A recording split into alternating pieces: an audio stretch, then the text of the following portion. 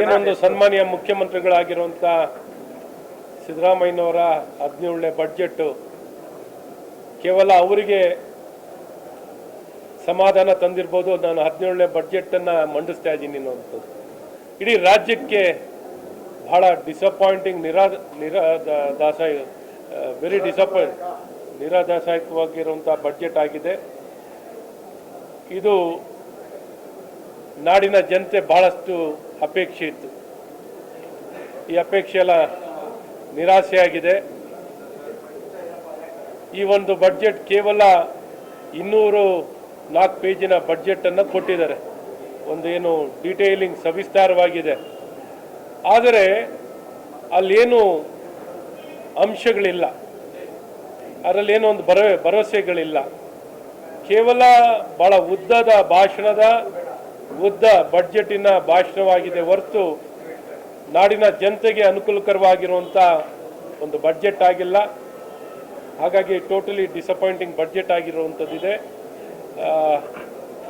ಈ ಒಂದು ಬಡ್ಜೆಟ್ ಎಲ್ಲೂ ಒಂದು ಭರವಸೆದಾಯಕವಾಗಿಲ್ಲ. ಗುಣಮಟ್ಟದ ಶಿಕ್ಷಣ ಕೊಡಲಿಕ್ಕಾಗಲಿ, ಒಂದು ಗುಣಮಟ್ಟದ ಆರೋಗ್ಯ ಸೇವೆಗಳಾಗಲಿ, ಒಬ್ಬ ರೈತರ ಪರವಾಗಲಿ, ದೀನ ದಲಿತರ ಪರವಾಗಲಿ, ಯಾವುದೇ ಒಂದು ಕ್ಷೇತ್ರಕ್ಕೂ ಅನುಕೂಲಕರವಾಗಿರುವಂಥ ಬಡ್ಜೆಟ್ ಅಲ್ಲ ಅನ್ನೋಂಥದ್ದು ಭಾಳ ಸ್ಪಷ್ಟವಾಗಿ ಈ ಬಡ್ಜೆಟ್ ಒಂದು ನಿರಾದಾಸಕವಾಗಿದೆ, ನಿರಾಸೆಯನ್ನು ಹುಟ್ಟಿಸಿದೆ ಅನ್ನೋಂಥದ್ದನ್ನ ಭಾಳ ಸ್ಪಷ್ಟವಾಗಿ ಹೇಳಕ್ಕೆ ಇಷ್ಟಪಡ್ತೀನಿ. ದಾಖಲೆ ಬಜೆಟ್ ಮಂಡಿಸಿದ್ದಾರೆ, ಹ್ಯಾಟ್ರಿಕ್ ಕೋಟ ಬಜೆಟ್ ಮಂಡಿಸಿದ್ದಾರೆ, 3ನೇ ಬಾರಿ ಕೋಟ ಮಾಡಿದ್ದಾರೆ.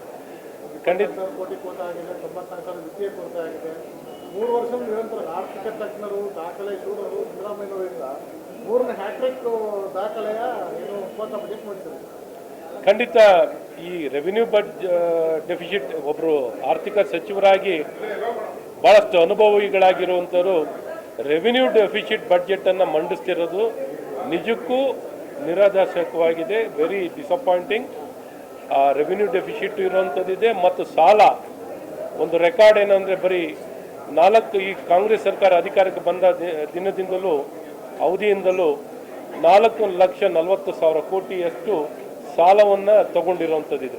ಒಟ್ಟು ಇವರು ಬರೀ ಕೇವಲ 3 ವರ್ಷ ಅಧಿಕಾರದಲ್ಲಿದ್ದೇ ಹೆಚ್ಚು ಸಾಲ ಈ ರಾಜ್ಯದಲ್ಲಿ 55%ಗಿಂತ ಹೆಚ್ಚು ಈ ರಾಜ್ಯದ ಮೇಲೆ ಸಾಲದ ಹೊರೆಯನ್ನು ಹೆಚ್ಚಿಸಿರುವಂಥದ್ದು ಈ ಕಾಂಗ್ರೆಸ್ ಸರ್ಕಾರವಾಗಿದೆ. ಹಾಗಾಗಿ ಬರೀ ಸಾಲದ ಬಡ್ಜೆಟ್ ಆಗಿದೆ ಹೊರತು ರೆವಿನ್ಯೂ ಡೆಫಿಸಿಟ್ ಬಡ್ಜೆಟ್ ಆಗಿದೆ. ಏನು ಪ್ರಗತಿ ಪರವಾಗಿ ನೋಡುವಂಥ ಬಡ್ಜೆಟ್ ಆಗಿಲ್ಲ ಅನ್ನೋದು. ಗ್ಯಾರಂಟಿಗಳು ಹೊರೆಯಾಗಿದೆ ಮತ್ತೆ ಗ್ಯಾರಂಟಿಗಳಿಗೆ ಪರಿಷ್ಕರಣೆ ಆಗಬೇಕು ಅಂತಾರೆ ಶ್ರೀಮಂತರು, ಮತ್ತೆ ಅವುಗಳನ್ನೇ ಇವತ್ತು ನೋಡಿ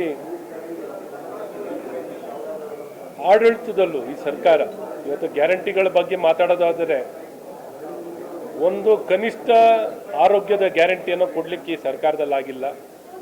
ಈಗ ಖರ್ಚು ಮಾಡ್ತಿರೋಂಥ ಔಷಧಿ ಮಾತ್ರೆನೂ ಒದಗಿಸ್ಲಿಕ್ಕೆ ವಿಫಲವಾಗಿರುವಂಥದ್ದು ನೋಡಿ. 3 ವರ್ಷದಲ್ಲಿ ಒಂದೇ ಒಂದು ಟೆಂಡರ್ ಆಗಿಲ್ಲ ಔಷಧಿ ಮಾತ್ರೆಯನ್ನು ಕೊಡಲಿಕ್ಕೆ, ಅಥವಾ ಗುಣಮಟ್ಟದ ಶಿಕ್ಷಣವನ್ನು ಕೊಡಲಿಕ್ಕೂ ಸಂಪೂರ್ಣ ವಿಫಲವಾಗಿದೆ.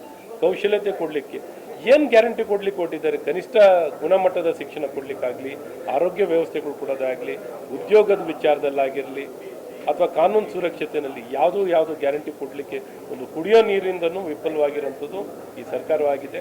ಹಾಗಾಗಿ ಗ್ಯಾರಂಟಿ ಅನ್ನುವಂಥ ಹೆಸರಿನಲ್ಲಿ ಕೆಲವು ಯೋಜನೆಗಳನ್ನು ಕೊಟ್ಟು ಇನ್ನು ಮಿಕ್ಕ ಉಳಿದ ಎಲ್ಲ ಇಲಾಖೆಗಳಲ್ಲೂ ಸಮಾಜ ಕಲ್ಯಾಣ ಇಲಾಖೆಯಿಂದ ಹಿಡಿದು ನೀವು ನೀರಾವರಿಯಿಂದ ಹಿಡಿದು ಎಲ್ಲದರಲ್ಲೂ ವಿಫಲವಾಗಿರುವಂಥದ್ದು ಭಾಳ ಸ್ಪಷ್ಟವಾಗಿ ವ್ಯಕ್ತ ಆಗ್ತದೆ. ಈವನ್ ಗ್ಯಾರಂಟಿಯಲ್ಲೂ ಏನವರು ನುಡಿದಂತೆ ನಡೀತೀನಿ ಅಂತ ಹೇಳಿದಾರಲ್ಲ, ಅದರಲ್ಲೂ ಮೋಸ ಮಾಡೋಂಥದ್ದಾಗಿದೆ. ಈ ಗೃಹಲಕ್ಷ್ಮಿ ಯೋಜನೆಯಲ್ಲಿ ಇವಾಗ ಹಣ ಕೊಡ್ತಿದ್ದಿದ್ದು ಕೆಲವು ತಿಂಗಳುಗಳ ಹಣನೇ ಕೊಟ್ಟಿಲ್ಲ, ಅದಕ್ಕೆ ಉತ್ತರ ಇಲ್ಲ. ಸೊ ಈ ರೀತಿ ಎಲ್ಲ ಒಂದು ಕಡೆ ಕಡಿವಾಣ ಮಾಡೋಂಥದ್ದು, ಮೋಸ ಮಾಡೋಂಥದ್ದು, ಜನಕ್ಕೆ ಕೊಡ್ತೀನಿ ಅಂತ ಎಲ್ಲರಿಗೂ ಕೊಡ್ತೀನಿ ಅಂತೇಳಿ ಆ ಮಾತನ್ನು ಕೊಟ್ಟಿದಂತೆ ನುಡಿದಂತೆ ನಡೆಯೋದಲ್ಲೂ ವಿಫಲವಾಗಿರೋದೆ, ಮಾತಿಗೆ ತಪ್ಪಿರುವಂಥವ್ರು ಈ ಕಾಂಗ್ರೆಸ್ ಸರ್ಕಾರ. ಇನ್ನೊಂದು ಮೊಬೈಲ್ ಬ್ಯಾನ್ ಮಾಡಿರೋ ಅಲ್ಲ, ಒಂದು 50-100 ಕೋಟಿ ರೂಪಾಯಿ ಯೋಜನೆ ಕೊಟ್ಟಿದ್ದಾರೆ. ಈ ಬಾರಿ ವಿಶೇಷ ಅದನ್ನು ವಿಪಕ್ಷಗಳಿಗೆ ಯಾರಿಗೂ ಸಹ ಈ ಬಾರಿ ನೋಡಿ, ಈ ಮುಂಚೆನೂ ಮಾತನ್ನು ಕೊಟ್ಟು ಭರವಸೆನ ಕೊಟ್ಟು ಅನುದಾನ ಕೊಡ್ತೀನಿ ಅಂತ ಹೇಳಿದ್ನೇ ಇನ್ನೂ ಕೊಟ್ಟಿಲ್ಲ. ಅದಕ್ಕೆ ಟೆಂಡರ್ ಆಗಿಲ್ಲ, ಅದಕ್ಕೆ ಬೇಕಾಗಿರುವಂಥ ಬಡ್ಜೆಟನ್ನು ನಿಗದಿ ಮಾಡಿರುವಂಥದ್ದು ಇಲ್ಲ. ಇದುವರೆಗೂ ಅದೇ ಗಲಾಟೆಗಳು. ಅದು ಗ್ರಾಮೀಣಾಭಿವೃದ್ಧಿ ಇಲಾಖೆನಲ್ಲಾಗಿರಲಿ, PWDನಲ್ಲಾಗಲಿ, ಬೇರೆ ಬೇರೆ ಇಲಾಖೆನಲ್ಲಿ ಏನು ಮಾತನ್ನು ಕೊಟ್ಟಿದ್ರೋ ಅದನ್ನು ಉಳಿಸ್ಕೊಳ್ಳೋಂಥದ್ದು ಈ ಸರ್ಕಾರದಿಂದ ಆಗಿಲ್ಲ. ಈ ಬಾರಿ ಬರೀ ಕಳೆದ ಬಾರಿನೂ ತಾರತಮ್ಯನೇ, ಬರೀ ಕೇವಲ ಕಾಂಗ್ರೆಸ್ ಶಾಸಕರಿಗೇ ಅನುದಾನ ಹೆಚ್ಚಾಗಿ ಕೊಡುವಂಥದ್ದು, ಅವ್ರಿಗೆ ಆದ್ಯತೆ ಕೊಡುವಂಥದ್ದು, ಈ ತಾರತಮ್ಯವನ್ನು ಈ ನಾಡಿನ ಈ ರಾಜ್ಯದ ಕಾಂಗ್ರೆಸ್ ಸರ್ಕಾರ ಮಾಡ್ತಿದೆ. ಅದೇ ರೀತಿ ಈ ಬಾರಿನೂ 100 ಕೋಟಿ 200 ಕೋಟಿ ಅಂತ ಹೇಳ್ಕೊಂಡಿರ್ಬೋದೇ ಹೊರತು ಅದನ್ನು ಖಂಡಿತ ಅನುಷ್ಠಾನ ಆಗೋದ್ರಲ್ಲಿ, ಅದನ್ನು ಕಾರ್ಯರೂಪಕ್ಕೆ ಖಂಡಿತ ಇವ್ರು ತರೋಲ್ಲ. ಇವ್ರ ಹತ್ರ ಈಗಾಗಲೇ ಸಂಬಳ ಕೊಡಲಿಕ್ಕೂ ಹಣ ಇಲ್ಲ. ಇವ್ರ ಹತ್ರ ಸಂಬಳ ಕೊಡಲಿಕ್ಕೂ ಹಣ ಇಲ್ಲದವ್ರ ಹತ್ರ, ಔಷಧಿ ಮಾತ್ರೆ ಕೊಡಲಿಕ್ಕೂ ಹಣ ಇಲ್ಲದವ್ರ ಹತ್ರ ನೀವು ಏನನ್ನು ಬಯಸ್ಬೋದು, ಏನನ್ನು ಬಯಸ್ಲಿಕ್ಕೆ ಆಗಲ್ಲ ಅನ್ನೋಂಥದ್ದು ಭಾಳ ಸ್ಪಷ್ಟವಾಗಿ ಹೇಳಕ್ಕೆ. ಇನ್ನೊಂದು, ಈ 16 ವರ್ಷದ ಮಕ್ಕಳಿಗೆ ಮೊಬೈಲ್ ಬ್ಯಾನ್ ಮಾಡಿರುವಂಥದ್ದು, ಇದು ಬರೀ ಒಂದು ಹೇಳಿಕೆಯ ಮಾತಾಗಿರುತ್ತದೆ. ಇದು ಒಳ್ಳೆಯದು. ಏನೊಂದು ಸೋಷಿಯಲ್ ಮೀಡಿಯಾವನ್ನು ನಿಷೇಧಿಸೋದು, 16 ವಯಸ್ಸಿನಕ್ಕಿಂತ ಕಮ್ಮಿ ಇರುವಂಥ ವಯಸ್ಸಿನ ಮಕ್ಕಳ ಮೇಲೆ ಮಕ್ಕಳಿಗೆ ಸೋಷಿಯಲ್ ಮೀಡಿಯಾ ನಿಷೇಧಿಸೋದು ಒಳ್ಳೆಯದೇ, ಅದನ್ನು ಸ್ವಾಗತಿಸ್ತೀವಿ. ಆದರೆ ಇವರು ಕಾರ್ಯರೂಪಕ್ಕೆ ಯಾವುದನ್ನು ಇವರು ಕಾರ್ಯರೂಪಕ್ಕೆ ಬರೀ ಹೇಳಿಕೆ ಅಥವಾ ಹೆಡ್ಲೈನ್ ಸರ್ಕಾರ ಇದು ಕಾರ್ಯರೂಪಕ್ಕೆ ತರಲಿಕ್ಕೆ ಇವ್ರ ಕೈನಲ್ಲಿ ಆಗಲ್ಲ. ಆ ರೀತಿಯಾದಂಥ ಕಮಿಟ್ಮೆಂಟು, ಆಸಕ್ತಿ ಮತ್ತು ಕಾಳಜಿ ಇರುವಂಥದ್ದು ಈ ಸರ್ಕಾರದಲ್ಲಿ ನಾವು ಕಾಣಲ್ಲ. ಬರೀ ಹೇಳಿಕೆ ಸರ್ಕಾರವಾಗಿದೆ ಅನ್ನೋದನ್ನ ಭಾಳ ಸ್ಪಷ್ಟವಾಗಿದೆ.